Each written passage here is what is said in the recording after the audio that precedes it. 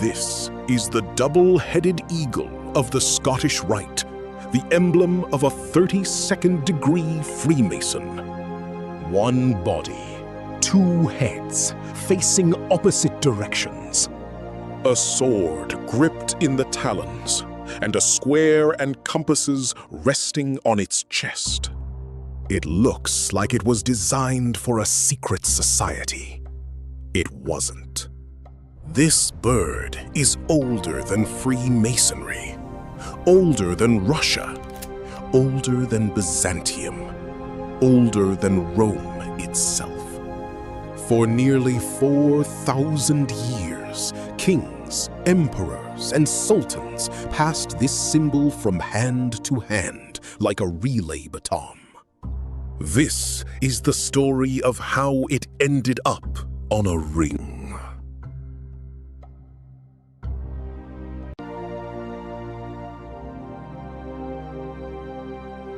Start with the legend. Masonic tradition calls this bird the Double-Headed Eagle of Lagash, a Sumerian city in what is now southern Iraq. In lodge histories, it's often named the oldest royal crest in the world. The archaeology tells a different story. Lagash did have a famous eagle, a storm bird the Sumerians called Anzu. But on the carvings that survive, Anzu has one head, and it's a lion's head, not an eagle's. The true double-headed eagle enters the record further north, in Bronze Age Anatolia, the land of the Hittites. At a site called Alaka Hoyuk in modern Turkey, a stone gateway still stands from around the 13th century BC. Carved into it, an eagle with two heads and spread wings, clutching a hare in each set of talons. It wasn't a one-off. Two-headed birds appear on cylinder seals from Hittite cities centuries earlier. And in the rock sanctuary of Yazilikaya, carved goddesses stand riding on a double-headed eagle. For the Hittites, this was a bird of the sky, a mark of royal power, watching two directions at once. Then, the Hittite Empire collapsed, and the bird went quiet. For almost 2,000 years, it survives only in scattered carvings and seals across the Near East. A symbol waiting to be picked up again. Here's where most stories get it wrong. Ask anyone about the double-headed eagle, and they'll tell you it was the flag of the Byzantine Empire. It wasn't. Historians who've combed the sources say there's no evidence Byzantium ever flew it as a state flag. The truth is stranger and more intimate.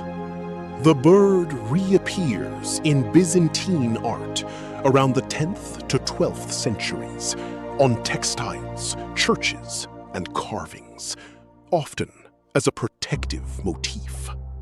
The Seljuk Turks next door loved it too. In the 1220s, Sultan Alaaddin Keykubat put double-headed eagles on mosques and fortress walls, a guardian symbol of strength. Then, in 1261, everything changed. Michael VIII Palaiologos took Constantinople back from the Crusaders.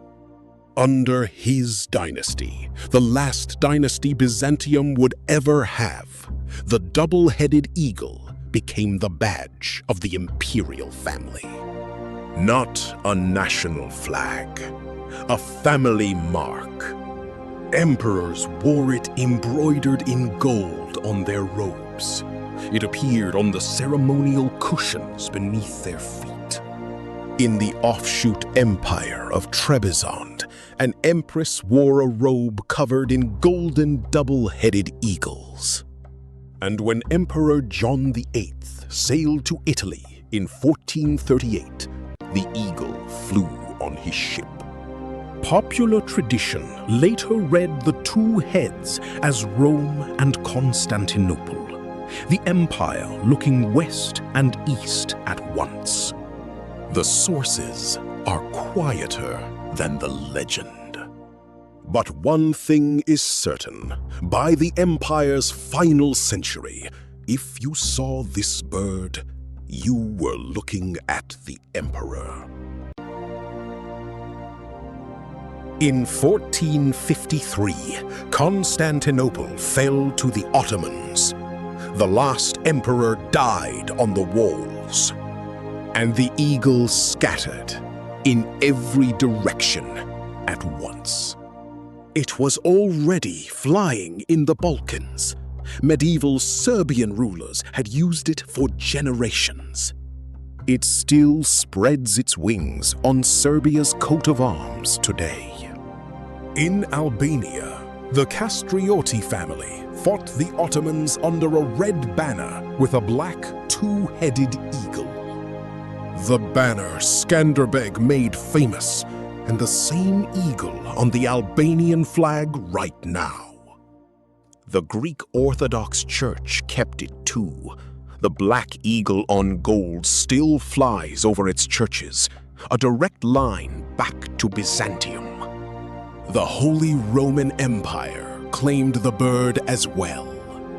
From 1433, when Sigismund was crowned emperor, the rule was simple: one head for a king, two heads for an emperor. That black Reichsadler lived on in the heraldry of Austria for nearly 500 years, until the empire fell in 1918. But the boldest claim came from Moscow. In 1472, Grand Prince Ivan III married Sophia Paleologina, niece of the last Byzantine emperor. Through her, Ivan claimed the inheritance of fallen Constantinople. Moscow began calling itself the Third Rome. By 1497, the double-headed eagle sat on the Russian state seal. It stayed there for 400 years, through czars, wars, and empires, until the revolution of 1917 tore it down. In 1993, Russia put it back. It's the Russian coat of arms today. One bird. Hittite kings, Byzantine emperors, Serbian despots, Albanian heroes, German Kaisers, Russian czars. No other symbol in history has been claimed by so many empires. And then it landed somewhere no one expected: a tavern in South Carolina. To understand how, you need Paris first. In 1758, a Masonic body appeared there with a magnificent name: the Council of Emperors of the East and West. It ran a system of 25 ceremonial degrees called the Rite of Perfection.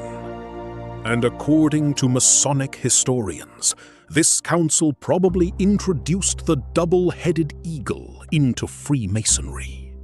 A natural choice for a body claiming jurisdiction over East and West. Exactly what the bird had meant for centuries. That French system crossed the Atlantic to the Caribbean and to the American colonies.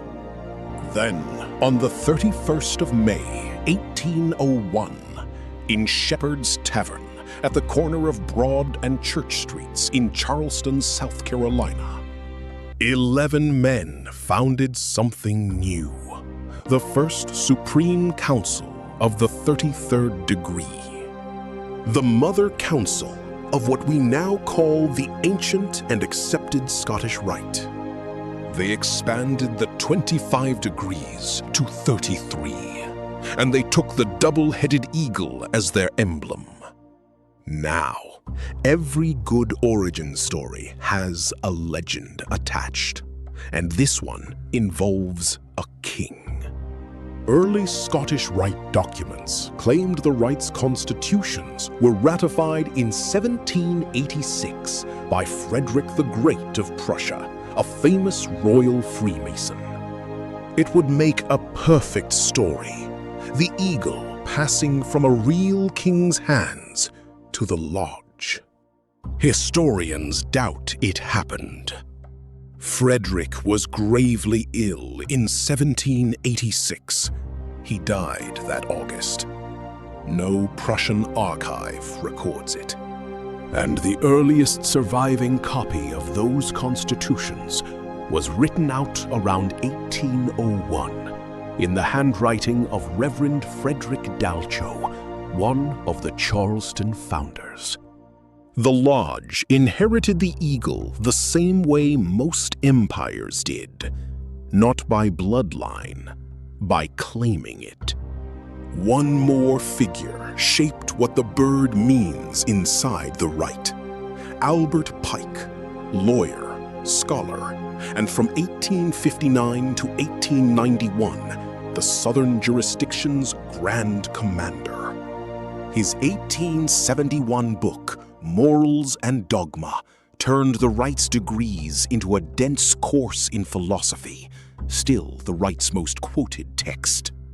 In Freemasonry, the double-headed eagle found its longest-lasting home outside of national flags. It has been a Masonic emblem for over 250 years. So what does it mean on a Mason's hand today? In the Scottish Rite, a member climbs through degrees from the 4th up to the 32nd. The 32nd is called Master of the Royal Secret. It's the highest degree a member can reach by his own effort. The 33rd exists, but you can't ask for it.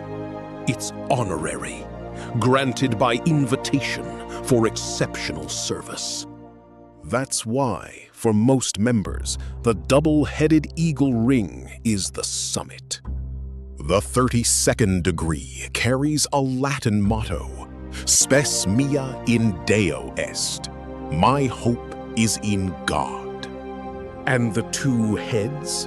The oldest Masonic answer is the simplest, East and West. The double jurisdiction that Paris Council claimed back in 1758. Masonic writers since have added layers, a reminder to look both ways, to the past and the future. Tradition and progress. What is the royal secret itself? Albert Pike filled hundreds of pages circling it. Members will tell you the short version. It's about equilibrium, balance. Which, when you think about it, is what a bird with two heads has been saying for 4,000 years. Which brings us to these. This is that same composition, the one you've just traced through 4 millennia as a signet ring. Two heads facing opposite directions, wings spread, a straight sword gripped in the talons, small, but the crossguard is there. And on the eagle's chest, the square and compasses, the mark that makes it unmistakably Masonic. The face is compact, 17 by 22 millimeters, about the size of a thumbnail. Baroque floral scrollwork fills both shoulders of the band, the kind of ornament you'd find on a lodge ring from a century ago. The whole ring weighs 13 grams, light enough to forget during a day of handshakes. It comes in two metals, sterling silver, hallmarked 925 inside the band, with a heavy oxidized finish, dark recesses, bright edges, like something from a lodge display case. And solid brass, not plated, with a warm antique tone that slowly deepens into its own patina, the way brass instruments and old door handles do. Same design, same dimensions, either metal.